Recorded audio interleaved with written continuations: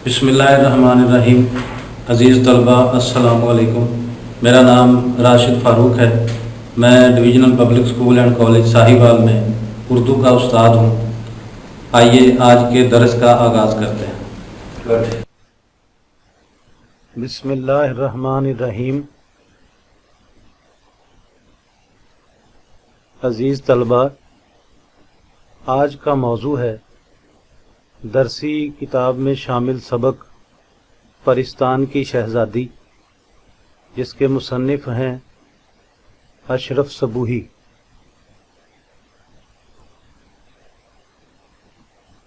आज जिन तदरीसी मकासद को हम हासिल करेंगे उनमें शामिल हैं माफूकुल फितरत कहानी की तारीफ़, मुसन्निफ़ का तारुफ़, सबक का तारुफ़ और मरकज़ी ख्याल, सबक में शामिल मुश्किल अल्फाज के मानी, नमूना के तौर पर सबक में से ली गई एक इबारत की तशरीह और मशकी सवालात के जवाबात।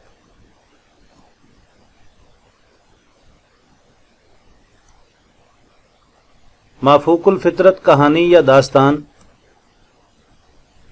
ऐसी कहानी या दास्तान जो फितरी कुव्वतों से बालातर हो और इल्लत मालूल के कानून से आज़ाद हो, जिसमें खर्क आदत या मुजज़ा हो, सादा अल्फाज में कुदरत के कानून या फितरत से बालातर, इंसानी आँख और अक्ल फ़हम से मुबर्रा, आम तौर पर जिन्नों परियों पर मबनी तिलिस्माती कहानियों को माफूकुल फितरत कहानी या दास्तान कहा जाता है।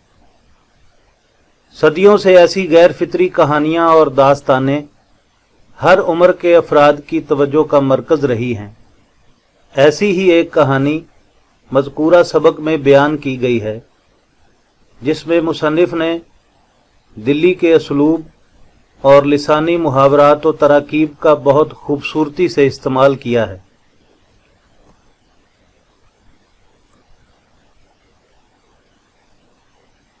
इस सबक के मुसन्निफ़ अशरफ सबूही हैं,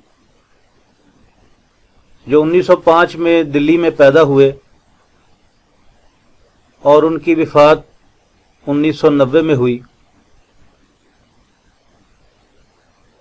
असल नाम सैयद वली अशरफ था, लेकिन अशरफ सबूही के नाम से लिखते रहे। इब्तदाई तालीम घर पर हासिल की। मैट्रिक 1922 में Anglo Arabic high school Delhi से किया। महकमा डाक व तार में मुलाजिम रहे। बाद अज़ां ऑल इंडिया रेडियो से मुंसलिक हुए। क़याम पाकिस्तान के बाद लाहौर आ गए। अशरफ सबूही साहिब तर्ज अदीब थे। ज़ुबानो बयान पर मुकम्मल अबूर हासिल था। रोज़मर्रा मुहावरात और बोलचाल पर पूरी गिरफ्त थी, जिसका इस्तेमाल वो अपनी तसनीफ़ात में करते थे। अशरफ सबूही की चंद मशहूर तसानीफ़, दिल्ली की चंद अजीब हस्तियाँ, इस किताब में से मज़कूरा सबक लिया गया है। इसके अलावा गुबारे कारवां, झरोके, सलमा और बिन बासी देवी, ये उनकी मशहूर किताबें हैं।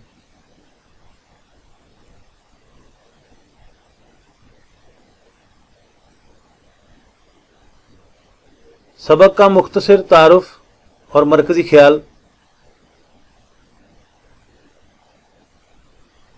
पहले हम सबक का तारुफ पढ़ते हैं। इस सबक में दिल्ली में रहने वाली एक औरत, जिसका नाम सैयदानी बी था, की कहानी बयान की गई है, जो दर्जन यानी कपड़े सिलाई करने वाली, जवानी में अपने हुनर की वजह से बहुत नाम कमाया। बड़े घरों की बेगमात में उनके फ़न की धाक थी। जवानी में बेवा होने की वजह से ये पेशा इख्तियार किया, मगर अपने बुढ़ापे के लिए कुछ भी जमा ना किया। मगर जब आंखें धुंधला गईं اور ہاتھ پاؤں نے جواب دیا تو کوئی سہارا دینے والا نہیں تھا۔ پڑوس میں رہنے والے میر صاحب نے اپنے گھر میں آسرا دیا۔ میر صاحب اور ان کی بیگم خوش تھے کہ صرف روٹیوں کے عوض ان کی اولاد کی اچھی تربیت اور پرورش ہو رہی ہے۔ سیدانی بھی دن بھر بچوں کو قرآن شریف، سینہ پرونا اور کھانے کی تراکیب سکھاتی اور رات کو مزے کی کہانیاں بھی سناتی۔ ایک رات میر صاحب کی بیوی نے پوچھا کہ سیدانی بھی، سنا ہے کہ تم پرستان بھی ہو کر آئی ہو؟ تو سیدانی بی نے پرستان کا واقعہ سنایا کہ پرستان کے بادشاہ نے اپنی بیٹی کے جہیز کے کپڑے ٹانکنے کے لیے اسے بلایا تھا اور پرستان کی زندگی کے حالات و واقعات کا نقشہ بہت خوبصورت تشبیہات اور تراکیب میں کھینچا۔ سیدانی بی کے بقول وہ سال بھر وہاں رہی اور شہزادی کے کپڑے اس نفاست سے ٹانکے کہ سب اش اش کر اٹھے۔ واپسی پر بادشاہ کی طرف سے ملنے والے جواہرات کو پتھر سمجھ کر راستے میں ہی پھینک آئی اور گھر آ کر اپنی قسمت پر خوب روئی۔ مصنف نے اس کہانی میں زبان و بیان کی چاشنی اور واقعات کی دلچسپی کے اجزاء کو خوبصورتی سے بھر دیا ہے۔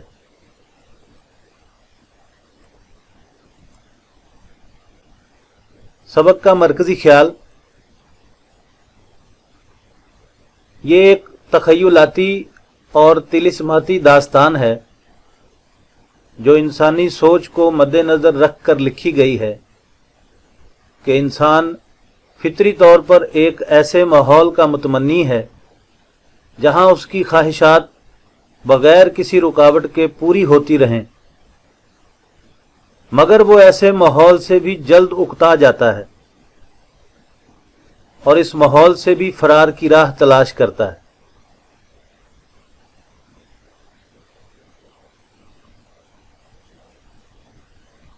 اب ہم بڑھتے ہیں سبق کے مشکل الفاظ کے معنی کی طرف۔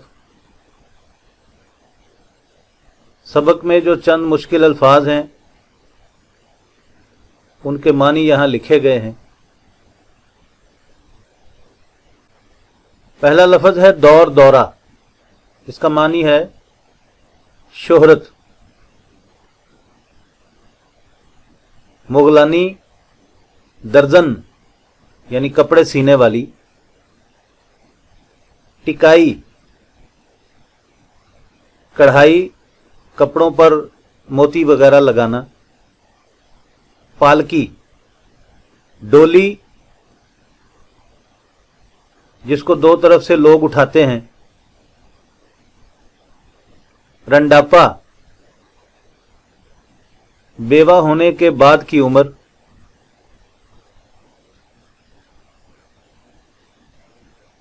بیوہ جس کا شوہر فوت ہو جائے اسے کہتے ہیں۔ لہر بہر خوشحالی، آسودگی۔ دالان بڑا اور لمبا کمرہ۔ پتا پھٹ جانا، بہت خوف زدہ ہونا یا خوف سے مر جانا۔ بے مروتیاں بد اخلاقیاں یعنی برا رویہ۔ بونٹ پلاؤ سبز چنے کا پلاؤ۔ خاصا چنا گیا، کھانا لگایا گیا۔ اگلا لفظ ہے بالشت، لمبائی کا ایک پیمانہ ہے، 12 انگلیوں کا پیمانہ یعنی ہاتھ جتنا لمبا۔ رکاب دار باورچی۔ بو باس خوشبو۔ آب و نمک کھانا یعنی طعام۔ गर्विदा, फरेफ्ता, आशिक। बाल बीका ना होना, कोई नुकसान ना होना। कलेजे पर सांप लौटना, बहुत अफसोस होना, रंजो सदमा करना।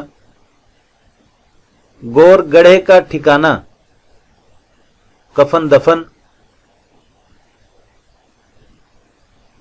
झुटपटा, शाम का वक्त जब दिन और रात मिलते हैं।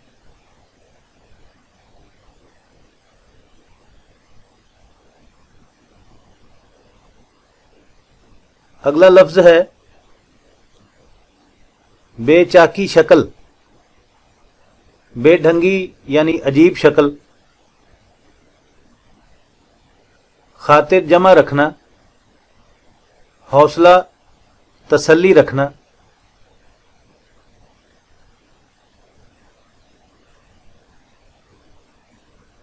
ज़ुमुर्रद, नीलम, पुखराज, लाल और याकूत ये चंद कीमती पत्थरों के नाम हैं जो मुख्तलिफ रंगों के होते हैं। पिचीकारी, जवाहरदार, रंगदार पत्थरों का काम। सरू कद, खुशकामत यानी लंबे कद वाला। सरू एक दरख्त है, लंबे कद से तशबीह दी जाती है। खानों के खान, खाना लाने वाले बर्तन। थाल, हबाब, पानी का बुलबुला,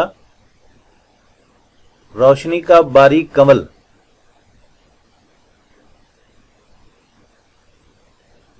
कल्ला यानी गाल, जबड़ा।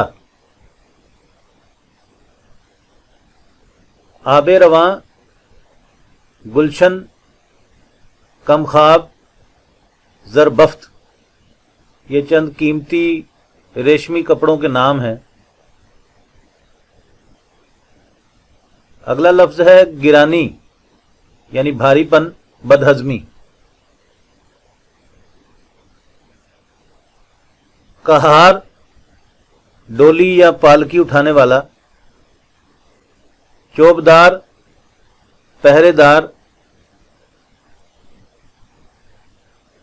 बादशाहों और नवाबों के यहाँ जो असा पकड़े, लकड़ी का असा पकड़े पहरेदार होता था उसे चौबदार कहा जाता था। बारादरी, 12 दरवाजों वाली इमारत। पोशाक, लिबास। बौला बौला कर, हैरानी से, दीवानगी से।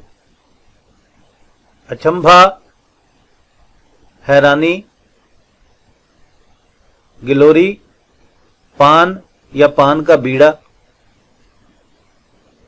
तोशा खाना, वो कमरा जहां उमरा, बादशाह और नवाब अपने कपड़े रखते थे। अश अश करना, तहसीनो आफरीन, तारीफ करना। कतर ब्यूनत, काट छांट, सिलाई का सामान।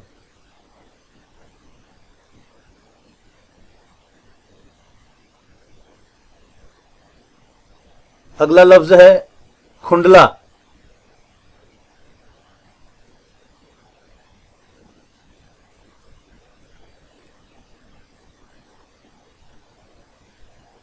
खुंडला से मुराद झोंपड़ा यानी टूटा फूटा मकान।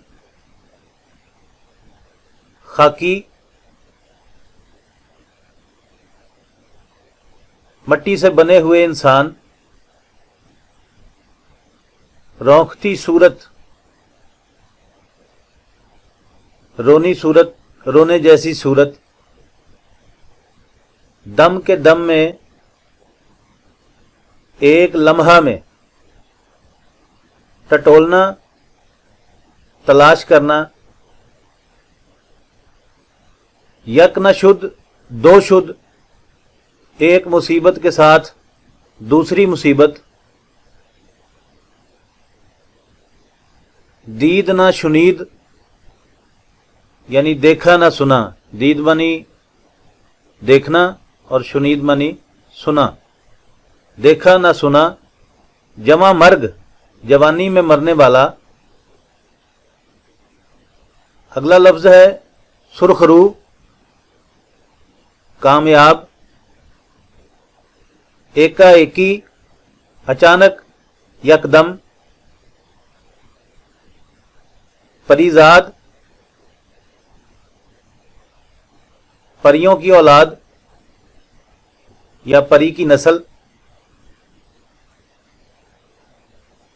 आंखें खुलना, हकीकत वाज़े होना, दगा, धोखा, सर पीट लिया या सर पीट लेना, अफसोस करना, चोहलें करना, हंसी मजाक करना, मुश्किल कुशा, मुश्किल हल करने वाला यानी अल्लाह ताला। अजीज तलबा, आगे बढ़ते हैं।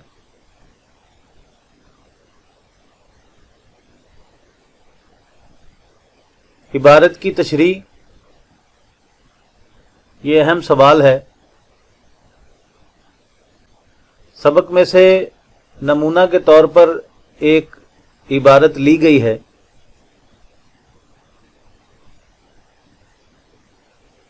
सफ़ा नंबर 35, तीसरा पैराग्राफ है, ताकि आपको इबारत तलाश करने में आसानी हो।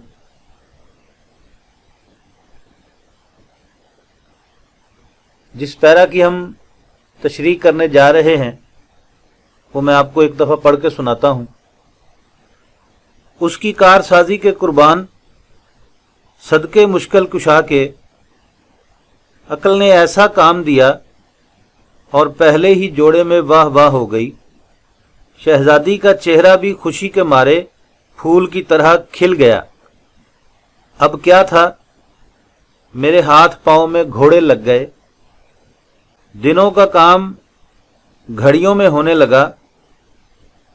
कहानी बहुत लंबी है, कहाँ तक कहूँ। जिस काम की आदमी धुन बांध ले वो हो ही जाता है। आखिर सारे जोड़े सिल भी गए और टिक भी गए। ये इबारत आपको मिल गई होगी।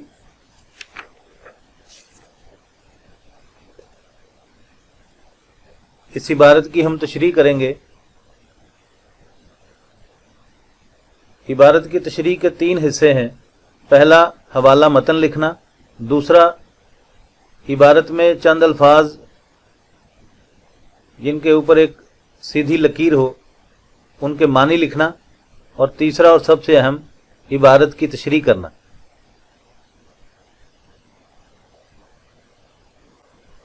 हवाला मतन। मुसन्निफ का नाम अशरफ सबूही। सबक का नाम परिस्तान की शहजादी। इस इबारत में से चंद अल्फाज यहाँ लिखे हैं और उनके माना भी लिखे हैं। कारसाजी। कारसाजी का माना है काम बनाना। मुश्किल कुशा, मुश्किल को हल करने वाला। फूल की तरह खिल उठना, बहुत ज्यादा खुश होना। हाथ पांव में घोड़े लग जाना, बहुत तेजी से काम करना।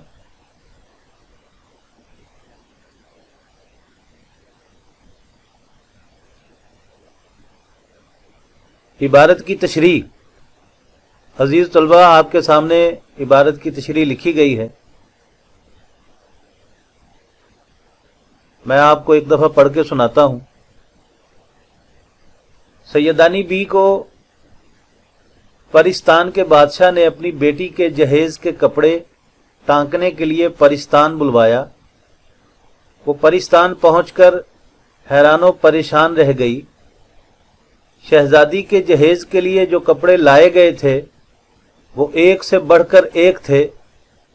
जब सैयदानी बी ने कहा कि मैं आज रात आराम करूंगी और कल सुबह काम शुरू करूंगी, तो परिस्तान की मलका ने कहा कि परिस्तान में दिन रात का कोई तसव्वुर नहीं, यहाँ सारा वक्त मौसम एक सा रहता है।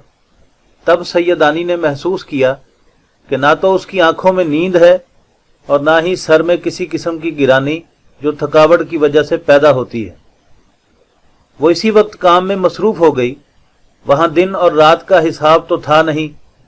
हाँ, अगर ज़मीन पर इस रफ्तार से काम किया जाता तो इस काम को कई महीने लग जाते। अल्लाह ताला सबके काम बनाने वाला है। उसकी कारगरी के सदक़े और कुर्बान जाइए कि वो सब की मुश्किलें हल करने वाला है। उस वक़्त सैयदानी बी की अक्ल और जहानत ने उसका बहुत साथ दिया। उसने बड़ी मेहनत से परिस्तान के बादशाह की बेटी के जहेज के लिए एक जोड़ा तैयार किया।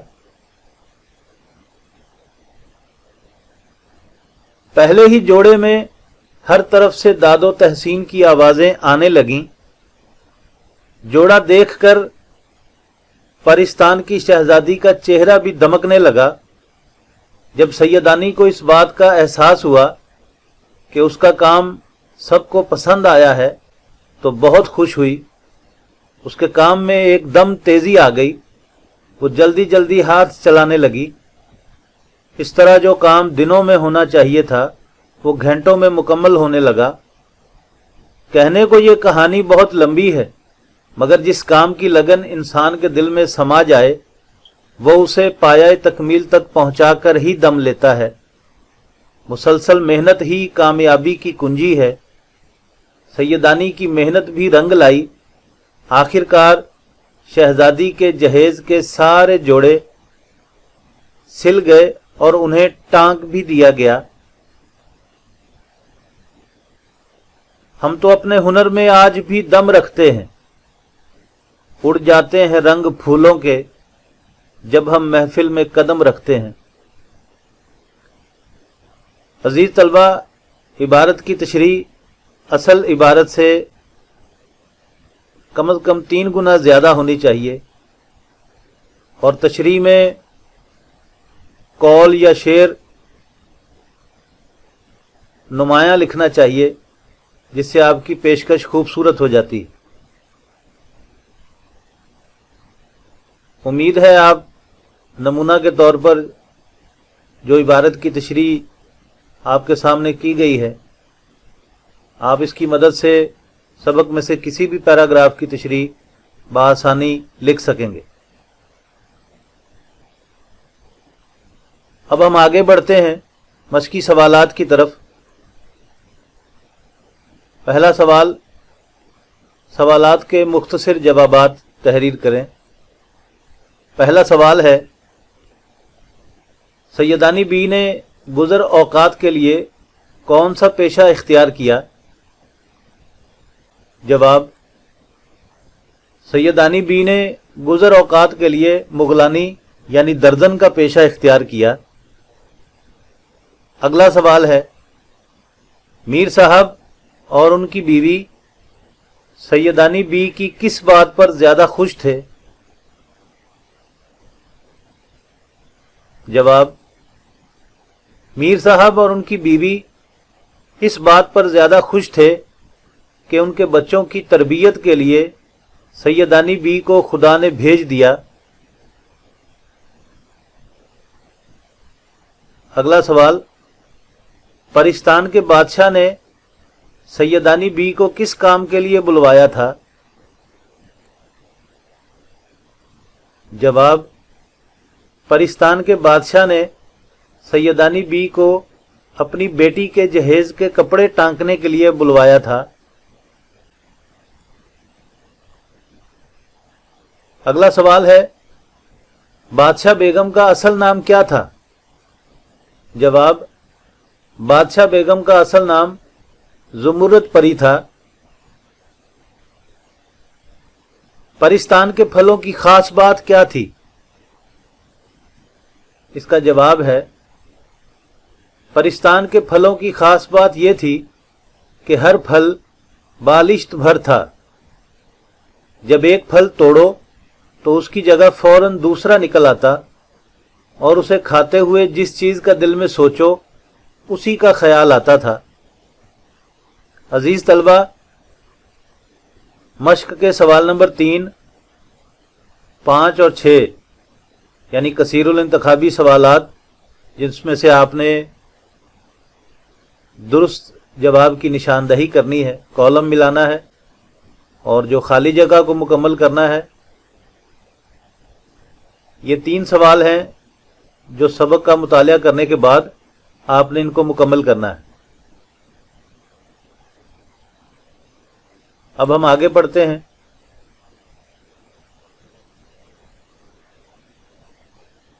मश्क में एक सवाल है, ज़ुमानी अल्फाज। ऐसे अल्फाज जिनके एक से ज्यादा मानी हों ज़ुमानी अल्फाज कहलाते हैं। बाज़ औक़ात लफ्ज़ का एक मानी मुज़क्किर और दूसरा मुअन्नस होता है। नमूने के तौर पर चंद जुमले मश्क में दिए गए हैं। इन जुमलों में हमने ज़ुमानी लफ्ज़ की निशानदही करनी है और उसके 2 मानी लिखने हैं। पहला जुमला है, बारिशों से आईने की आब जाती रही। इस जुमले में ज़ुमानी लफ्ज़ है आब। आब का एक मानी चमक और दूसरा पानी। आप मुलाहिज़ा करें कि पानी मुज़क्किर है और चमक मुअन्नस। ज़ुमानी अल्फाज के जैसा कि ऊपर जिक्र किया गया कि बाज़ औक़ात एक मानी मुज़क्कर और एक मुअन्नस होता है। अगला जुमला है, सबात में कौन सी कान है। इस जुमले में ज़ुमानी लफ्ज़ है कान। कान जिस्म का हिस्सा जहां से हम सुनते हैं और इसका दूसरा मानी है ज़ेरे ज़मीन मादनियात का ज़ख़ीरा, यानी नमक की कान, कोयले की कान वगैरह।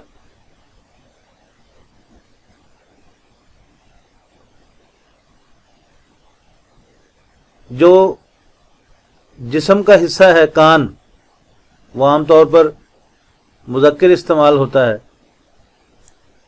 और जो कान ज़ेरे ज़मीन मादनियात वो मुअन्नस के मानी देती है। अगला जुमला है,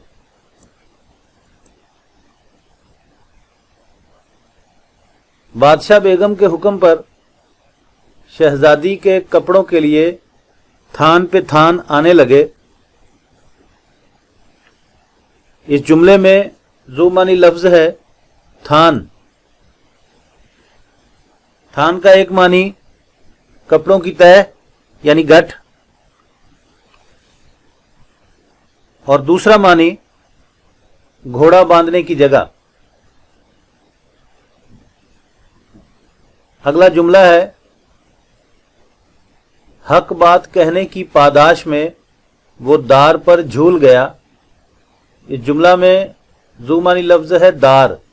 दार का एक मानी सूली, फांसी और दूसरा दार बतौर लाहका इस्तेमाल होता है। ज़मींदार, हवालदार, दुकानदार। अगला जुमला है, जहां चाह वहां राह। इस जुमला में ज़ुमानी लफ्ज़ है चाह। चाह का एक मानी शौक, लगन और चाह का दूसरा मानी कुआं, गार या गढ़ा।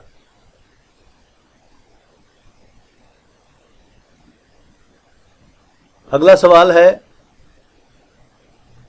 الفاظ کے متضاد لکھنا۔ مشق میں چند الفاظ دیے گئے ہیں جن کے متضاد ہمیں لکھنا ہے۔ پہلا لفظ ہے لطیف، اس کا متضاد ہے کثیف۔ شب، روز، خشک، تر، جفت، طاق۔ شیریں کا متضاد تلخ،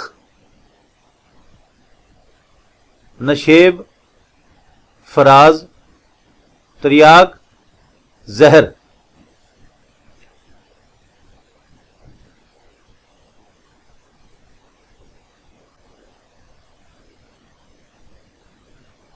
عزیز طلبہ،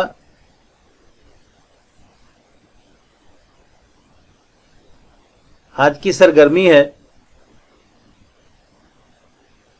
مصنف کا تعارف آپ نے یاد کرنا ہے، سبق کا مطالعہ کرنا، سبق کا جو مختصر تعارف آپ کے سامنے بیان کیا گیا اسے اور مرکزی خیال کو یاد کرنا، سبق کا خلاصہ لکھنا۔ سبق کا خلاصہ عام طور پر 1/3 ہوتا ہے۔ آپ اپنے رجسٹر پر 2 صفحات پر مشتمل سبق کا خلاصہ لکھ سکتے ہیں۔